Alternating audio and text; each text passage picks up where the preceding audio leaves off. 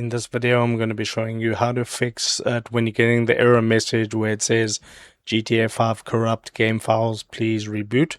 So the first thing you want to do is you want to open up the Rockstar Games launcher.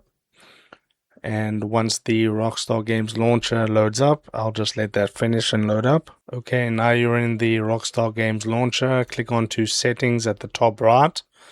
And you can see my installed games, Grand Theft Auto 5. Then you want to scroll down. You want to click on Grand Theft Auto 5.